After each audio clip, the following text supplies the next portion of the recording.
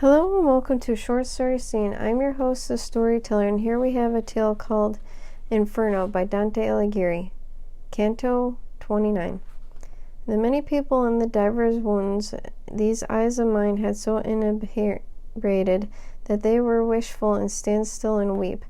But said Virgilius, what dost thou still gaze at? Why is the sight still reverted down there among the mournful mutilated shades?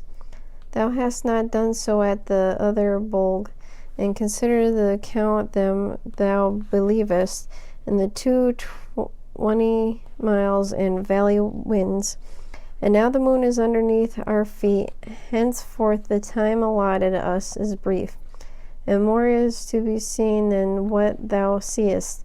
If thou hadst, I made answer thereupon, attended to the cause for which I looked, perhaps a longer stay thou wouldst have pardon. Meanwhile my guide departed, and behind him I went, already making my reply, and adding, in the cavern where I held my eyes and such attention fixed, I think a spirit of my blood laments the sin which down below there cost so much. Then said the master, be no longer broken thy thought from the time forward upon him, attend elsewhere, and there let him remain. For him I saw below the little bridge, pointed at thee, and threatened with his finger fiercely, and heard him call Girio del Bello. And wholly at the time wast thou impeded by him who formerly held at fort. Thou doest not look that way, so he departed. O my conductor, his own violent death, which is not yet avenged for him, I said, by any who was shared in this shame, made him disdainful whence he went away, as I imagine, without speaking to me, and thereby made me pity him and more. Thus did my speak in far first place, upon the crag, which the next valley shows down to the bottom, with there were more light. When we were now right over the last cloister of Melbourne, so that they lay brothers, and the manifest themselves unto our sight. Drivers lament and pierced me through and through, which with compassion had their arrows barbed, whereat mine ears I covered with my hands.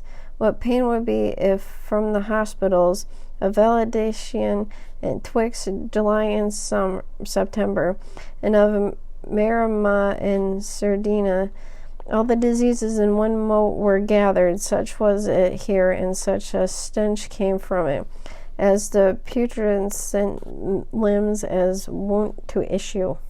We descended on the furthest bank from the long crag, upon the left hand still, and then more vivid was my power of sight, down towards the bottom where the mistress of this high Lord, justice infallible, punishes forges, which she here records.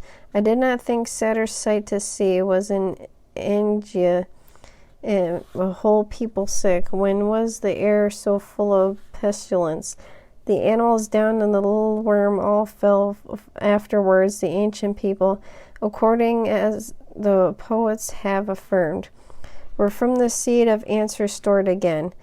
Then there was, behold, through the dark valley the spirits languishing in divers heaps.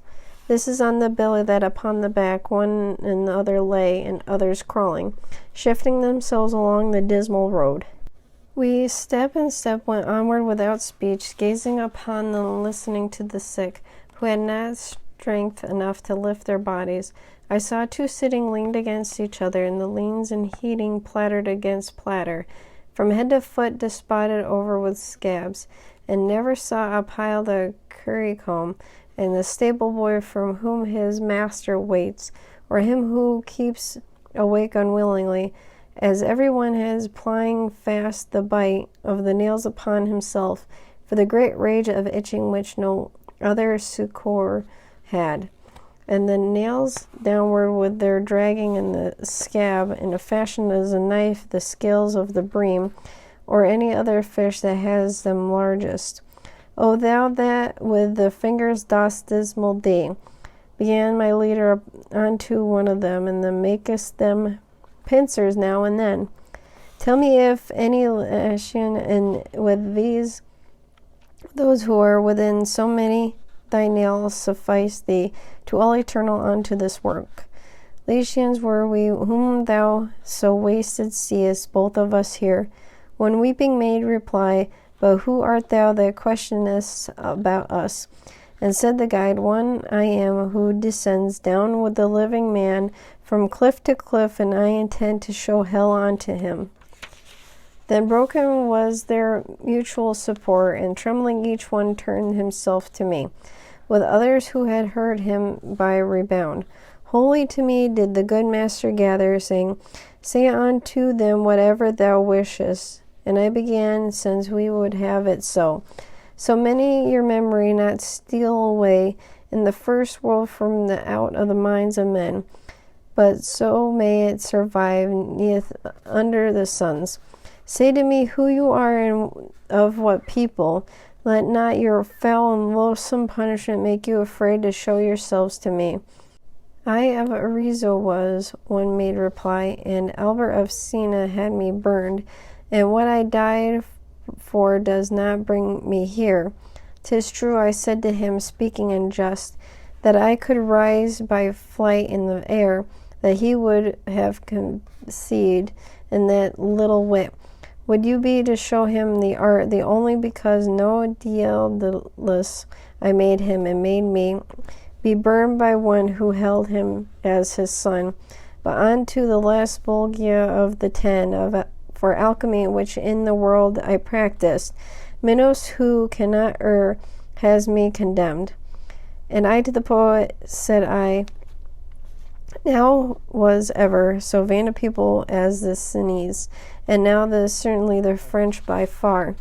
Whereat the other leper who had heard me replied unto my speech, taking out Strica, and knew the art of moderate expenses, and Nisolo, whose luxurious use of clothes discovered earliest of all within the garden which such seed takes root, and taking out a band among the squadron, Cassia Deas in his vineyards and vast woods, and where his wit of Abigeloda proffered.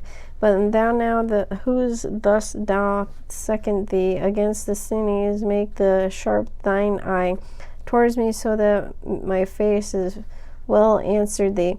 And thou shalt see I am Capricio's shade, who meddles falsely by alchemy. And thou must remember, if I will descry thee, how I a skillful ape of nature was. And that concludes our tale of Inferno by Dante Alighieri, Canto 29.